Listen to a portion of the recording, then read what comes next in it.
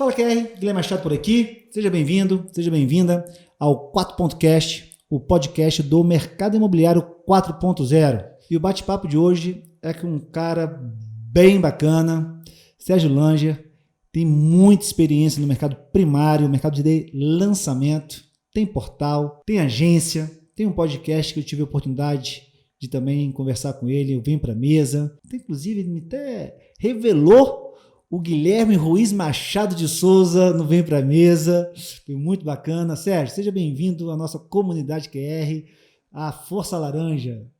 Obrigado, Guilherme. Obrigado pelo convite. É um prazer estar aqui falando para você e para toda essa comunidade QR. Legal, Sérgio. Vamos botar um pouco aí da sua vivência, da sua visão do mercado imobiliário. O mercado primário, o mercado de lançamento, ele é um mercado bem diferente do mercado secundário. Nós temos processos, estrutura totalmente diferente. O que mudou na sua visão antes e agora, abre aspas aí, pós-pandemia, ainda na pandemia, mas o que mudou nesses 12 meses olhando o mercado imobiliário primário? Bom, excelente ponto, Guilherme. O mercado imobiliário de lançamentos, principalmente, durante a pandemia, a gente ainda está na pandemia, ele trouxe uma mudança muito clara no ponto de vista do consumidor, no comportamento do cliente.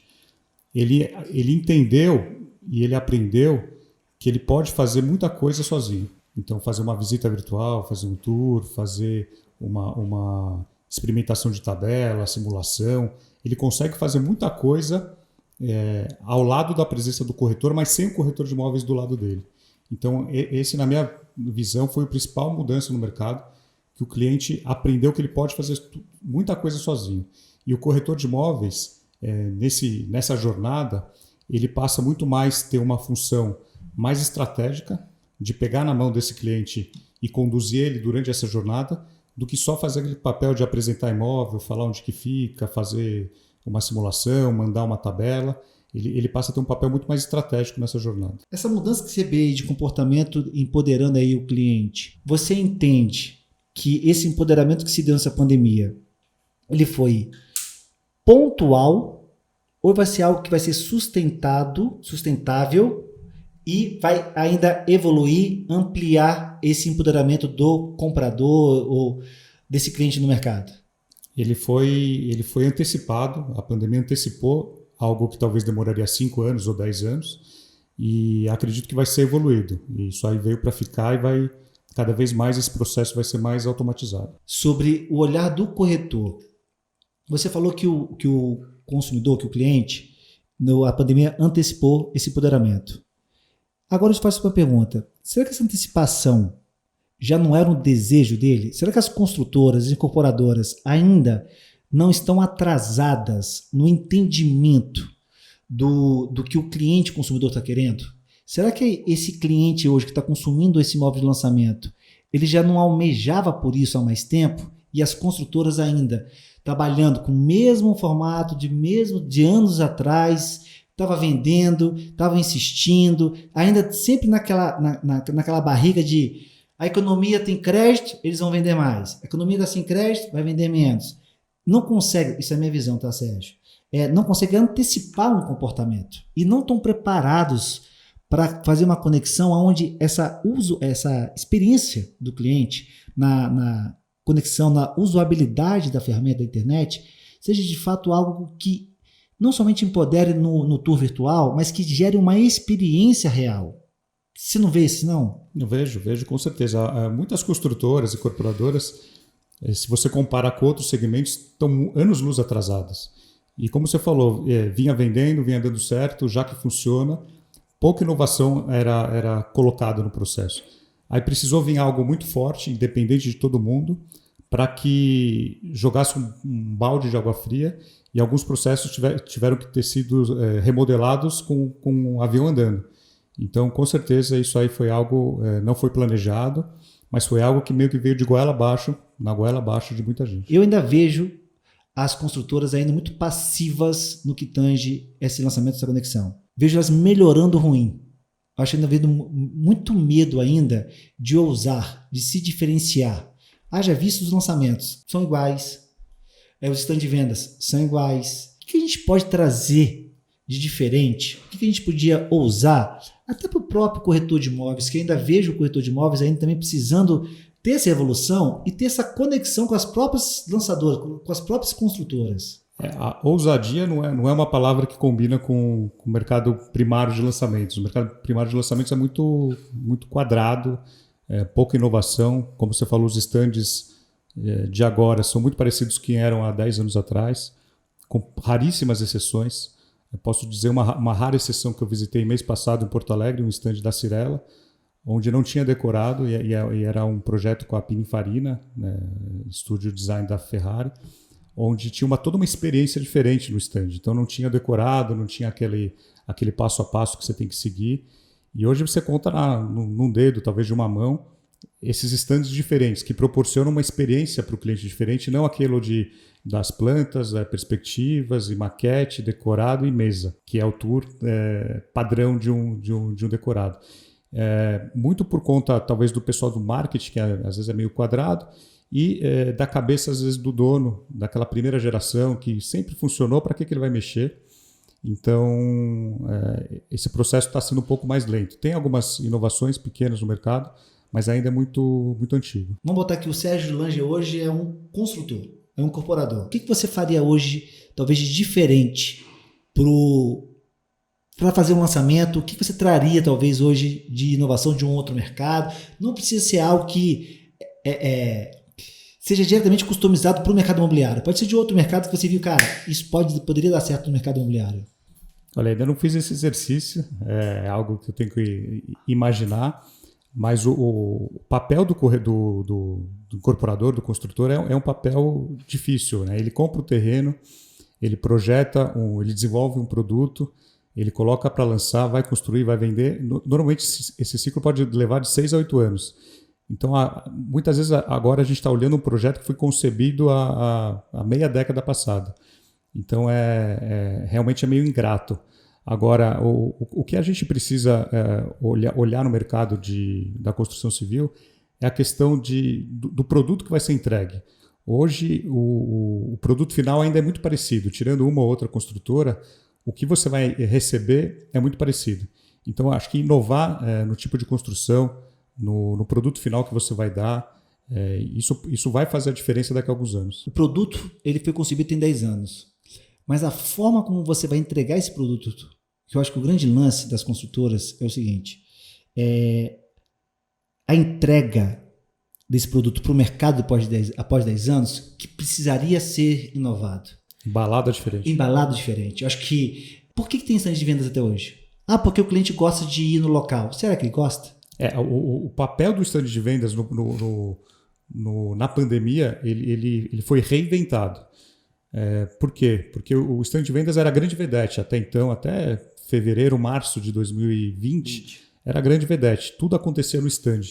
E a partir de maio, junho do ano passado, o mercado entendeu que não precisava do stand para ter a transação. Grande parte das transações foram feitas online, sem o cliente pisar no stand. Então, o stand ele perde um pouco a importância, ele reduz o tamanho. Esses stands novos, a partir de 2021, eles já foram remodelados até por conta da pandemia, de ter menos pessoas, então eles foram encolhidos, porque grande parte da verba do marketing hoje, das construtoras, está no stand, nos decorados, nos projetos, porque o stand fica pelo menos 6 meses. Você tem um custo fixo de segurança, de manutenção, não é barato. O próprio material de trabalho dos corretores, aqueles PDFs que eles mandam para os clientes via WhatsApp, é o mesmo material, cara. A gente está em 2021, parece que a gente está lançando um empreendimento de 1980. É o mesmo material.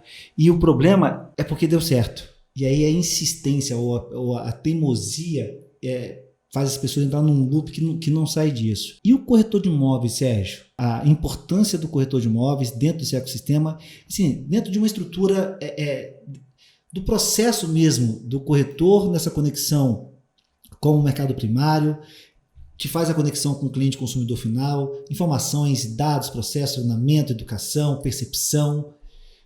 Qual é a tua visão em relação a isso? O corretor de imóveis, na minha opinião, no mercado primário, é uma peça talvez que possa ficar em extinção daqui a alguns anos, comparado com o mercado secundário. Porque, na minha opinião, no mercado secundário ele tem um papel muito difícil de substituir.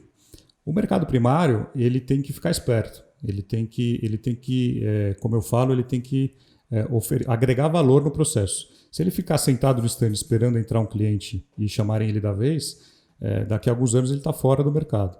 Então ele tem que ser diferente. Ele tem que a incorporadora tem que olhar para ele e falar assim: eu quero esse cara no meu stand, no meu produto, no meu lançamento, porque eu sei que esse cara faz a diferença, eu sei que esse cara vende. Então o corretor de imóveis ele tem que construir a carteira dele. Né? Essa é a primeira dica básica que a gente fala há alguns anos. Ele tem que ter carteira. Então não importa se ele entrou no mercado faz 1 ano, 5 anos, 10 anos, ele tem que construir a carteira dele para que quando cada lançamento que ele for fazer, ele não precise fazer do zero. Ele tem a carteira, ele sabe já os clientes que ele está conversando. Então a questão de você ter uma carteira de clientes no seu domínio e conseguir se relacionar com ela já faz toda a diferença. E entender muito bem do lançamento, não só do produto, mas quem que é o comportamento do consumidor, quem que vai comprar lá, né? Para que ele vai comprar lá. Então isso é muito mais do que saber se são 2 ou 3 dormitórios. O imóvel para mim sabe o que é, Sérgio? Uma roupa.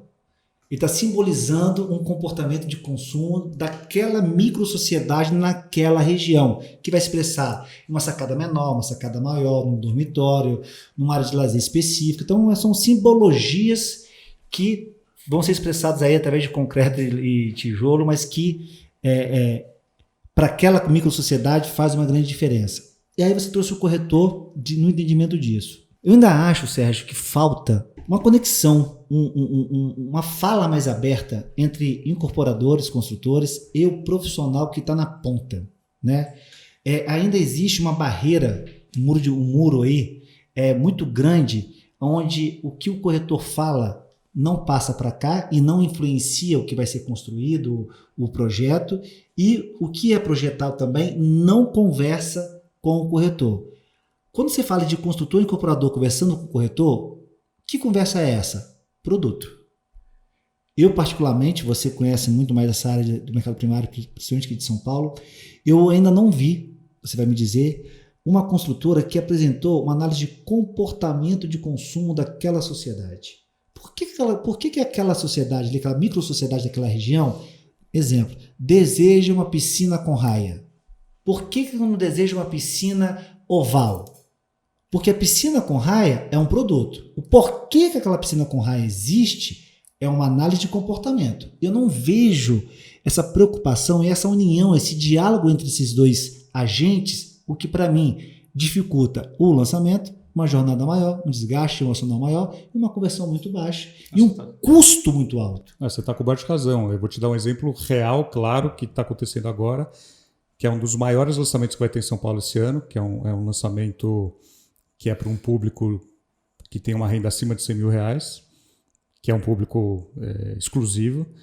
E eu recebi a pesquisa, eu pedi uma pesquisa para entender o comportamento do público, né? Quem que é esse público, o que ele faz, o que ele gosta de fazer.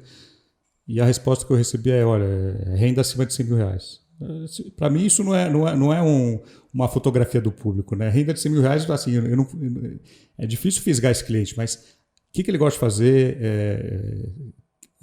gosta de viajar, o que ele gosta de consumir, ele tem filhos, tem família, é solteiro. Então, essas informações ajudam muito a criar o público, a identificar quem que é o seu perfil que vai consumir o produto. Complementando isso, uma vez essa comunicação sendo passada, a própria conexão e integração entre o agente corretor e esse cliente se dá com muito maior facilidade.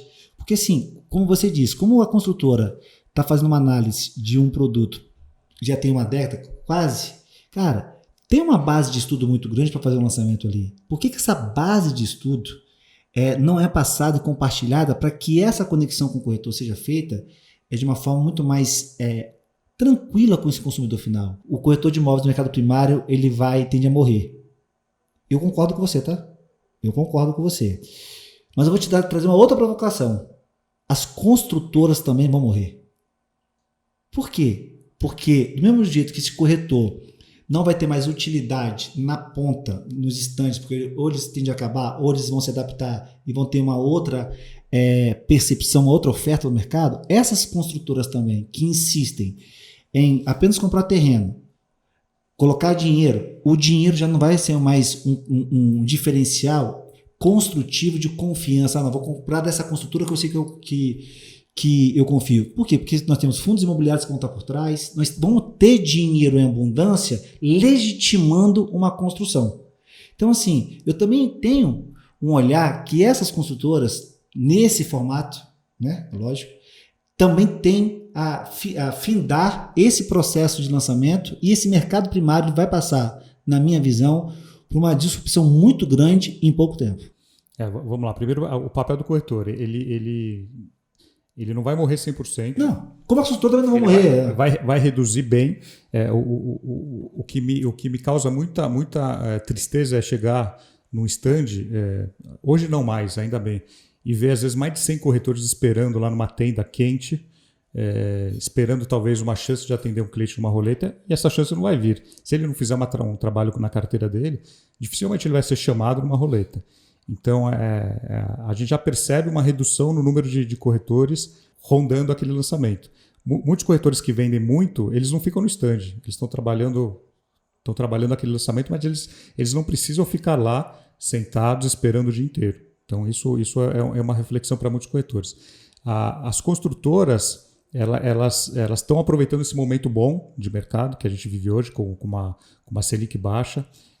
Tem uma demanda muito alta, principalmente em São Paulo e em outras grandes capitais, mas cada vez mais o dinheiro vai vir de outros lugares, concordo com o que você falou, e as construtoras que estão com aquele modelo antigo, elas muitas vezes não vão sobreviver talvez mais 5, 10 anos. As construtoras estão aproveitando o bom momento, de novo, como qualquer um está aproveitando o bom momento. Você percebe que não tem um diferencial ou uma antecipação, cara. É esse o grande lance que eu vejo no mercado primário. Você vê o mais do mesmo. Você roda aqui em São Paulo, os lançamentos dos estantes são iguais. Quer ver um exemplo, Sérgio? Tem coisa mais 1.0 do que... Eu vou falar aqui. A porra da roleta, bicho. Cara, é muito vergonhoso.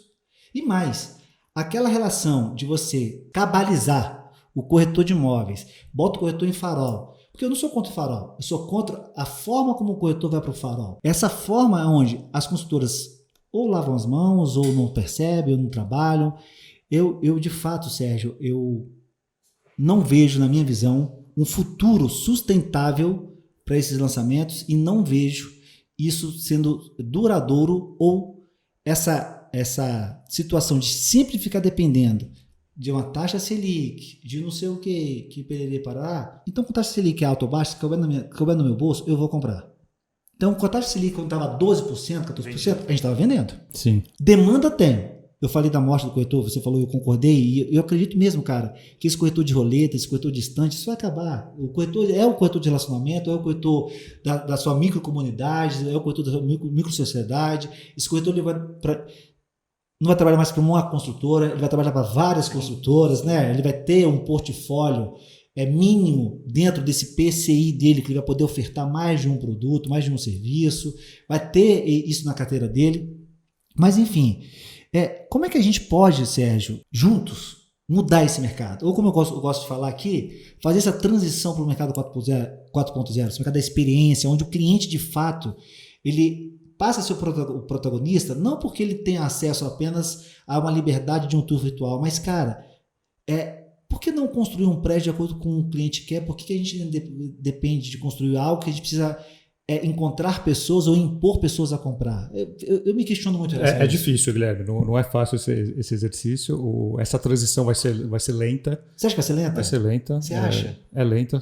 Mas você acha que vai ser lenta ainda? Acho que sim, é lenta, não tem como acelerar. E depende muito da legislação de cada cidade. Por exemplo, em São Paulo, a legislação, o plano diretor que rege as construções aqui, ele é muito ingrato para as construtoras. Vou te dar um exemplo. A gente tem aqui uma peculiaridade que só tem em São Paulo, que são unidades não residenciais. Que muitos projetos, para você ter um potencial construtivo maior, você tem que enfiar um monte de estúdio num prédio. Então, o que acontece? Pode ser que, e já aconteceu ano passado, que você tenha um alto padrão de 4, 5 dormitórios e que no mesmo prédio você tem que enfiar lá 50 unidades, estúdios de 30 metros quadrados para que você aumente o potencial construtivo. Mas aí você isola a entrada, faz outra entrada, a área de lazer é separada. Mas isso não é pensado no consumidor, isso é encaixado para conseguir viabilizar aquele projeto. Então, esse ano é um ano crucial para essa mudança em São Paulo, falando assim, basicamente de São Paulo, que estão revendo o plano diretor e que sirva de uma mudança drástica comparado a grandes cidades. Por exemplo, a gente, faz 2, 3 anos atrás, a gente foi para Nova York fazer uma missão lá, conhecer alguns empreendimentos. Em Nova York se constrói 120 vezes o potencial construtivo. Em São Paulo, dependendo do bairro, é 2, 4, 8. Então, construir em São Paulo é muito difícil. Então, ousar em São Paulo, na cidade de São Paulo, não é impossível, mas é muito difícil. Ousar na cidade de São Paulo é difícil, mas aonde está? Qual a capital é mais plural do que São Paulo? Não tem nenhum. É São Paulo. São Paulo acho que é a cidade que mais tem consumidor, mais tem dinheiro, então... Mais diversificado? Mais diversificado. O perfil de cliente de bairros é diferente, de zonas. Então, a Zona Leste é diferente do centro, da Zona Oeste. Dá para se testar em São Paulo produtos diferentes. Então, e aqui é um país. Né? São Paulo tem a região metropolitana mais de, não sei se 10, 16 milhões, não sei de cabeça, mas é um país, se você fosse para a Europa, é um país europeu de população, maior que muito país. Então, ainda fica muito preso por conta da legislação que não é favorável. Vivemos em 2020, um ano que a gente não imaginava viver, onde nós ficamos trancados dentro de casa, em cima de uma situação de saúde aí perversa, que ainda estamos, mas foi uma loucura. 2020, para mim, provou que tempo é algo muito subjetivo. Né? A gente viveu talvez 10 anos em um ano. E quando você fala, e eu fico aqui analisando e refletindo, vai demorar muito tempo. Cara, eu vou dizer assim, eu me recuso a acreditar que o mercado imobiliário do Brasil vai continuar insistindo em erros tão previsíveis. Estou falando de entrega para o consumidor, de envelopar isso. Estou falando de corretor de imóveis, estou falando de olhar o cliente como uma peça onde eu não vou entregar o meu marketing para o convencimento, mas sim para a conexão desse cara, antecipando um desejo. Você tem força para isso. Aí eu vou falar assim, você conhece assim, nós temos que pensar um jeito de a gente mudar isso, cara. De levar essa visão para esse pessoal, cara.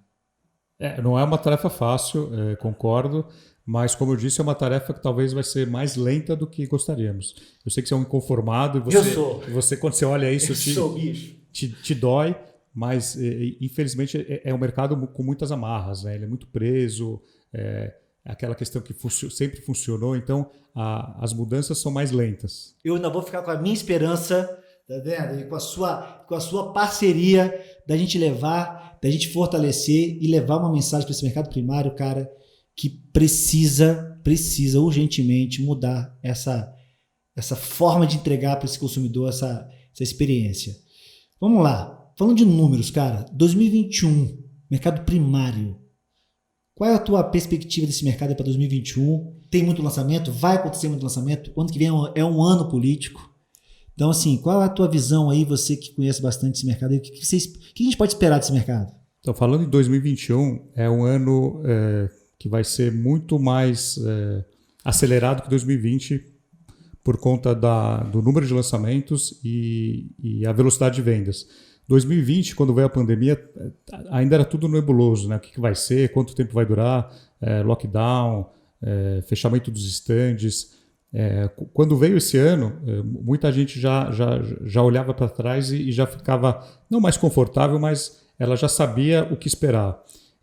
Esse ano o número de lançamentos vai superar o ano passado, as previsões, o número de vendas idem. E como você falou, ano que vem é um ano eleitoral, então muita incerteza talvez do ano que vem venha para esse ano, então seja antecipada. Então esse ano sim, a gente vai ter muito lançamento, não só em São Paulo, no Brasil inteiro. A taxa Selic aumentando, né, ela vai aumentar até o final do ano, mas longe do que foi há alguns anos atrás, né, de 2 dígitos, ela vai ficar num patamar acessível que vai facilitar a compra do imóvel. E assim, a gente tem muita demanda. Né? Se a gente separar o mercado em em econômico, né, que é o mercado Minha Casa Minha Vida, o programa Casa Verde e Amarela, é uma demanda infinita. Sempre vai ter gente que só compra com subsídio. É impossível a pessoa comprar um imóvel fora do programa. E a gente tem um mercado de médio, alto padrão e altíssimo padrão, que mesmo numa crise, mesmo numa pandemia, continua vendendo. Então, as perspectivas para esse ano são de vendas, de lançamento, são as melhores possíveis. Então, 2021, na sua projeção, é um mercado ainda muito forte, ainda, o mercado imobiliário ainda vem muito forte ainda. Vem muito forte. Né? Então, o corretor tem que se preparar, o corretor que enxergar isso, que conseguiu fazer uma reserva financeira, se ele ficou talvez sem vender, se ele der algum problema no caixa dele, ele tem que aproveitar esse ano para vender. E é legal, né, cara? Porque o mercado primário, ele não está sozinho. Então, assim, se você vê uma projeção para o mercado primário, eu posso dizer que o mercado secundário também vem, né, vem junto, né? Porque os mercados, né, um puxa o outro. Né? Então, se você trabalha no mercado primário ou no mercado secundário, a projeção é de um mercado ainda muito forte ainda para 2021. Sim. Ano passado, eu sou um exemplo claro, eu comprei um imóvel no mercado secundário, e logo em seguida a busca a questão de preços aumentou muito, não só no primário quanto no secundário. Então, um mercado puxa o outro. Legal. 2020, 2021 a gente viu um movimento muito forte de IPOs e essas empresas precisam entregar resultados, né? Então você vê aí, existe um investimento e em cima de uma expectativa apresentada para isso. Como é que você vê esse movimento? Como é que você viu esse movimento desses IPOs? Você vê isso de forma positiva, negativa? Você acha que o mercado ganha? O que diferencia? O caso é a Morado B, lá de Recife, que abriu capital, foi uma das primeiras antes da pandemia. No início de 2020, a expectativa era que 22, 23 empresas abrissem capital. Era um número muito alto, era um número que talvez não chegaria, e não chegou. Acho que de fato se concretizou 5 empresas, 4, 5 empresas. Agora, o que teve de positivo nisso, Guilherme, foi a questão que muitas empresas tiveram que se preparar para abrir capital. A questão de compliance, de governança corporativa, melhorar os seus processos, e acabaram não abrindo capital. Mas toda a lição de casa foi feita. Então, pelo menos, essas empresas estão hoje mais estruturadas, elas estão com processos mais redondos, elas estão muito melhores do que eram no passado. A gente, ano passado, quando começou a ter essa questão da abertura de capital, a gente viu no mercado de São Paulo, principalmente, uma inflação de terrenos, né, que a matéria-prima do mercado primário é o terreno. Muita empresa esperava abrir capital e receber milhões ou bilhões, começou já a assinar alguns terrenos ou opcionar terrenos, não comprar, mas opcionar, e aí o preço do terreno foi lá em cima. Então, isso foi o lado ruim para o mercado. Mas depois do início da pandemia e que muitas empresas não vieram a abrir capital, a gente viu isso se normalizar. Inclusive, em relação vamos botar assim, o consumidor final, nessa movimentação, qual foi o ganho competitivo que esse cara teve? Zero, nenhum. Nenhum. Para ele não mudou nada. Para ele não muda nada.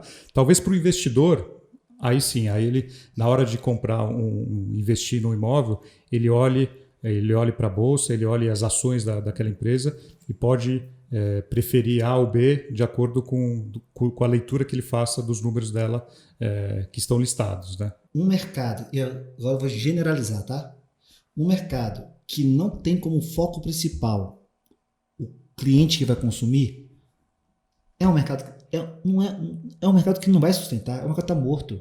Então você percebe que a gente teve uma movimentação forte, empresas abriram IPO, ganharam em governança, ganharam em tempo, ganharam em agilidade de processo. O consumidor, quem vai consumir aquilo ali e teoricamente vai validar se aquilo foi benéfico ou não, ele não teve ganho nenhum. Ou seja, não tem percepção nenhuma de qualidade, de ganho de qualidade. Se não tem percepção de ganho de qualidade, esse cara na ponta que já não estava muito satisfeito vai continuar insatisfeito. Vai continuar comprando, porque não tem opção, até que vem uma bomba, vem um meteoro, explode esse negócio todo, e aí você vai ter uma movimentação forte, né, de uma forma de consumir isso. Eu, de fato, fico preocupado, e não do mercado imobiliário, mas qualquer movimentação mercadológica onde o cliente final, quem vai consumir, não é o grande ganhador disso, é uma situação que é só financeira e isso não vai ser sustentável. O mercado primário sofreu muito, cara. A última crise que a gente teve com distrato, Sim. né?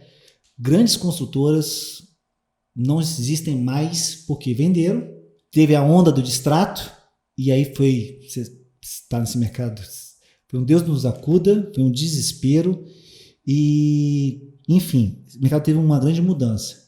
Como é que você vê hoje essa relação está mais preservada para as partes? Hoje nós temos uma tranquilidade maior em relação a isso. Como é que você enxerga isso? Como é que você vê os próximos meses, os próximos anos em relação a isso? Isso foi um fator muito sério no mercado há poucos anos atrás.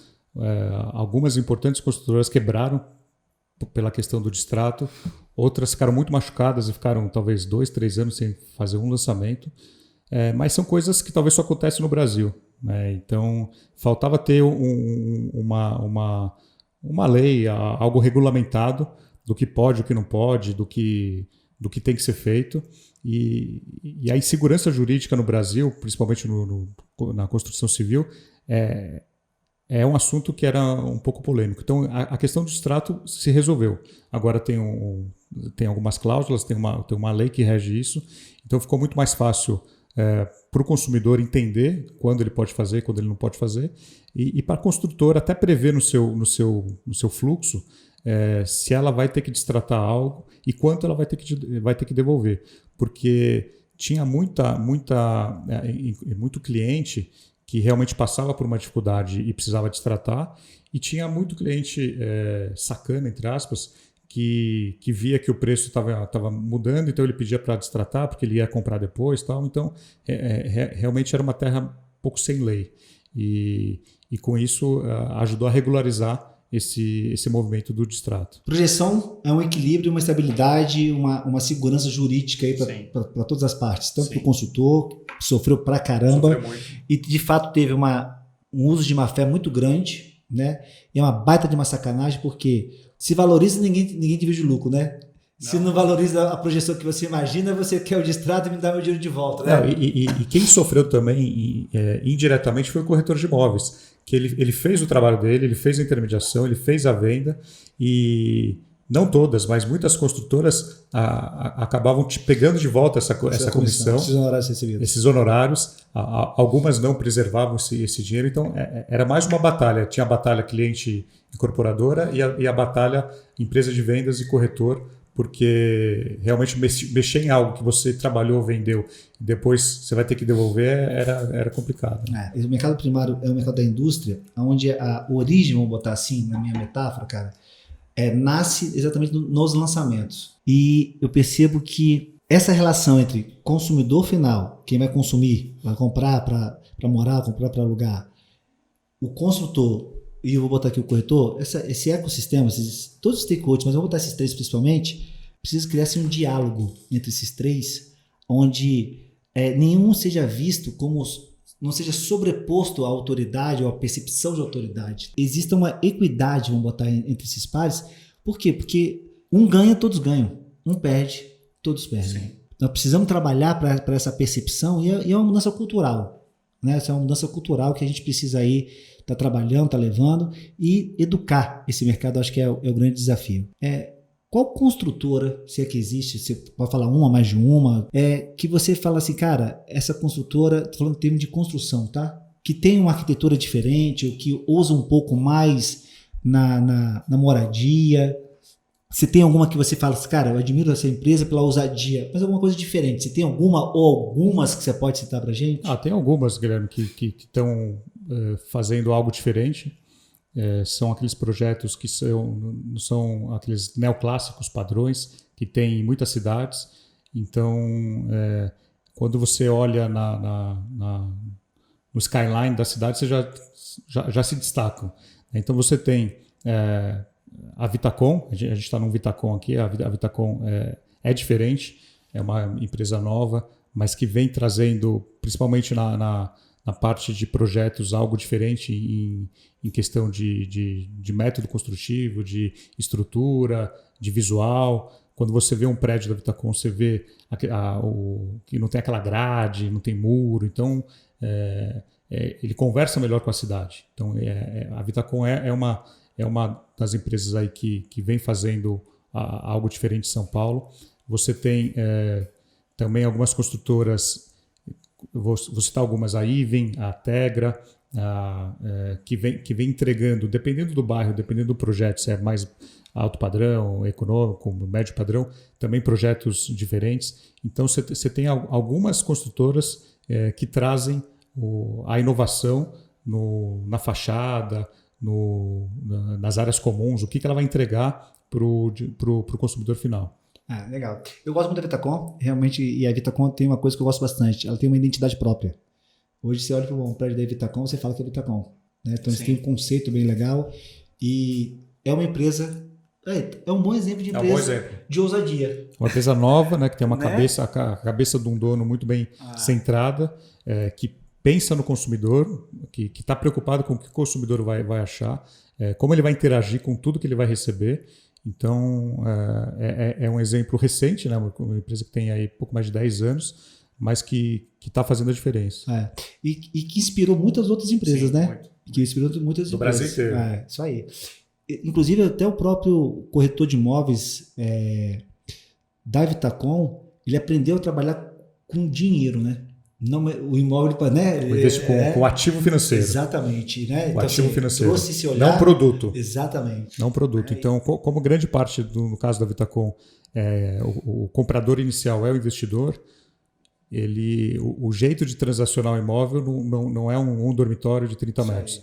É um ativo que vai valorizar, que vai render X% a mais que o CDI, em comparação à renda fixa. Então, ele tem uma linguagem financeira. E ele trouxe esse olhar para o mercado imobiliário. Então, assim, de alguma forma, ele ampliou a visão de verdade. Né? Então, assim, é um bom exemplo do que a gente estava conversando atrás, de ousadia, de assim, quebrar um loop padrão e que ele trouxe, está dando certo. Está inspirando outras empresas. Eu ia dar um exemplo da Haut lá de Recife, né? O Thiago Haut lá.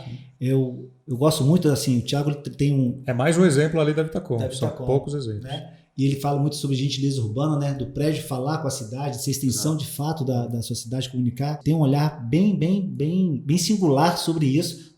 Tomou muita porrada, como todo mundo que vai inovar, toma-se porrada. O diferente apanha, né? O diferente apanha, né? O igual é legal, mas eu acredito que traz aí um olhar diferente para o mercado e o sucesso, ele demora mais a vir, mas quando ele vem, ele é sustentável. Eu gosto muito disso, de consistência, de acreditar no que você está fazendo e se diferencia. Sérgio, o que é para Sérgio Langer quebrar as regras? É o que você falou, ser diferente, né? Ser diferente, o igual, é muito mais fácil fazer o igual, é muito mais cômodo fazer o igual, e você inovar, você fazer algo diferente, talvez o primeiro passo é mais difícil, talvez nem todo mundo está apto para fazer isso, mas depois que você faz isso, você percebe que não tem como você fazer o arroz com feijão só. Você tem que dar uma temperada.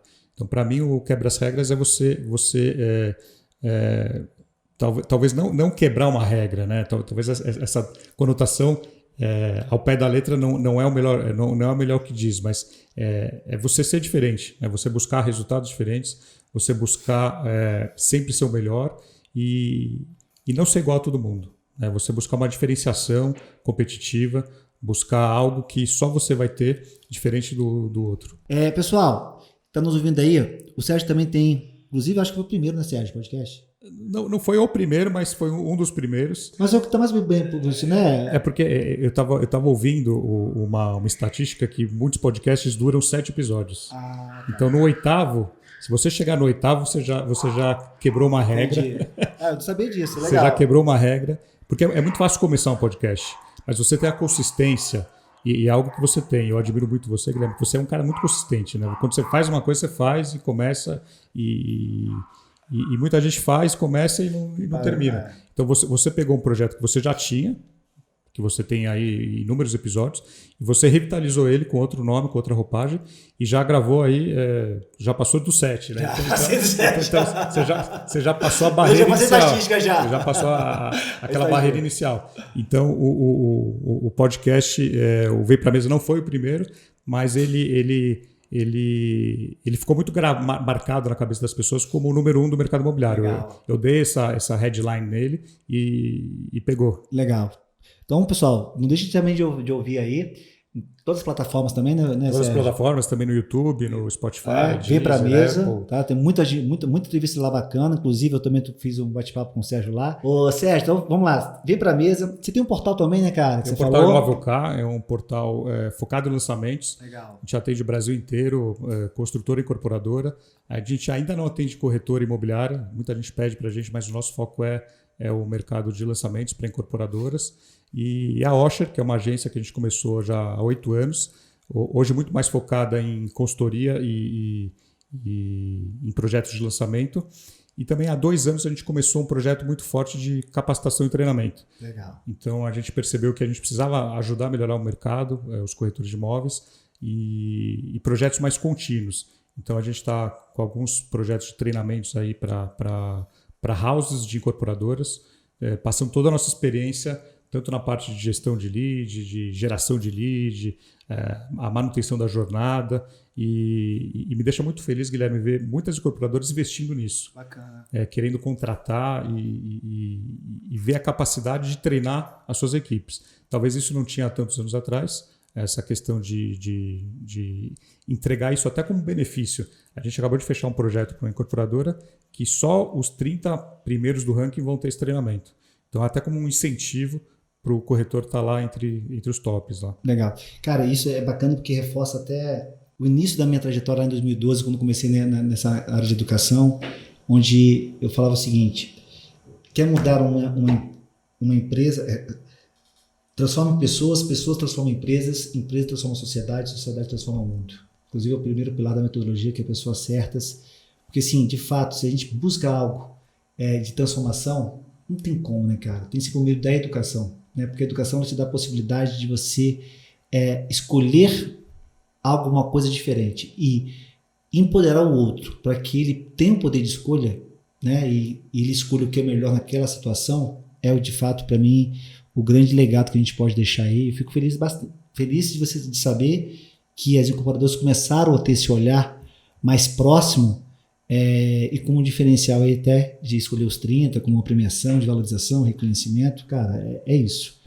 Se a gente quer de fato um mercado 4.0, como eu digo, Sérgio, precisa ter esse olhar singular para as pessoas que trabalham, desenvolvem e que passam uma percepção para a sociedade do que é esse mercado. Então, parabéns aí. Vou contar com você nessa disrupção desse mercado primário. Eu vou voltar com você, bicho, vamos trazer, nós vamos junto, cara. Acho que nós precisamos trazer mais gente para esse mercado, precisamos trazer mais força. De fato, assim, eu não tenho resposta, acho que, enfim, não tem uma resposta pronta para isso. Mas eu acho que o debate, a discussão, a provocação, o diálogo, a vontade de buscar alguma coisa diferente é o que precisa. Sim. O que não dá mais é ficar do jeito que está. O como nós vamos fazer isso, aí é um brainstorm gigante, que aí que eu acho que vai ser a grande resposta à evolução desse mercado. Queria deixar essa mensagem final aí para quem nos ouve aí. Primeiro, obrigado novamente. É um prazer estar aqui com você e falar para essa audiência de toda a família QR e falar da importância do seu papel no mercado imobiliário. Talvez acho que você sabe, mas talvez é importante frisar que muitos corretores que estão entrando hoje no mercado e eles têm acesso a uma enormidade de conteúdo muito por conta do Guilherme Machado. Quando você vai no YouTube, quando você vai na internet, quando você vai em qualquer lugar, você vê algum conteúdo do Guilherme Machado. Isso às vezes de 2013, 14, 15, mais magrinho, com menos cabelo, mais cabelo. Mas estava lá, passando conteúdo gratuito, de forma clara e genuína. Então, hoje o corretor que está no mercado imobiliário, ele tem muito acesso a não só com o Guilherme Machado, mas com outras pessoas no mercado. E você abriu essa porta. Você foi um cara que abriu essa porta lá atrás, né? Quando você resolveu entrar na questão da educação. Talvez você não sei se você imaginava onde você ia chegar, talvez você ainda não chegou onde você queira chegar, mas você deu um passo importante e você abriu um mercado para muita gente que graças ao Guilherme Machado está aí hoje. Talvez eu tenha dado esse pontapé inicial, mas eu acho que é isso que é importante a gente chamar. O Guilherme não chegou aí onde ele quer chegar. Talvez seja sabe por quê? Porque falta a gente se unir mais, o lado de cá, a voz tem que ser mais forte. O lado de cá precisa se unir. Acho que a gente tem de alguma forma de ser preto ou branco, verde ou rosa. Eu acho que a gente pode ser plural. Eu acho que a gente pode ter uma divergência em alguma coisa, mas vamos focar no que a gente tem de convergência. Eu acho que a gente precisa se unir. Eu acho que o lado de cá precisa ter uma concentração mais mesmo de diálogo, cara. Eu acho que essa é a nossa força. Eu acho que pessoas como você, que tem um conhecimento, que tem uma força muito grande, que tem voz nesse mercado, eu de um lado de cá, junto com a minha comunidade, tem o João lá, tem o Ciclano lá, bicho, se unir. Claro. Com base na educação. Eu acho que o grande vencedor disso é o cliente final, cara, que vai trazer isso pra gente. Então, é o convite que eu faço. Eu acho que chegar onde eu quero chegar, Sérgio, vai ser quando a gente de fato conseguir juntos transformar essa percepção do consumidor perante a gente do lado de cá. E só tem uma forma de conseguir isso, juntos. Acho que essa é a nossa grande força, esse é o grande momento. Eu acho que o mercado está muito propício para isso. Acho que essa maturidade, essa evolução nos proporciona isso daí. Conte comigo. Não, já conto. Conta comigo. Já conto. E tem muitas outras vozes que estão imbuídas de fazer Vamos unir, cara. Fazer isso e melhorar esse mercado. Porque assim, eu gosto de uma frase que assim, quando a maré sobe, todos os barcos sobem juntos. Isso aí. Vamos subir todo mundo junto. Todo mundo junto. Sérgio, obrigado mais uma vez, cara. Portal imovelk.com.br. portalimovelk.com.br. Seu podcast vem pra mesa. Podcast vem pra mesa, é só jogar lá, vem pra mesa. Instagram, deixa aí também. @Sérgio Langer. E o Vem Pra Mesa também tem o Instagram também. E o Vem Pra Mesa podcast. Show de bola. É isso aí, pessoal. Esse foi o 4.cast, o podcast do Mercado Imobiliário 4.0. Bate-papo hoje com o Sérgio Langer. Um cara diferenciado que conhece bastante de mercado primário, com muitos conteúdos e insights para você. Um grande abraço, sucesso e nos vemos no topo do mundo. O 4.cast é um oferecimento do Instituto QR. Até a próxima!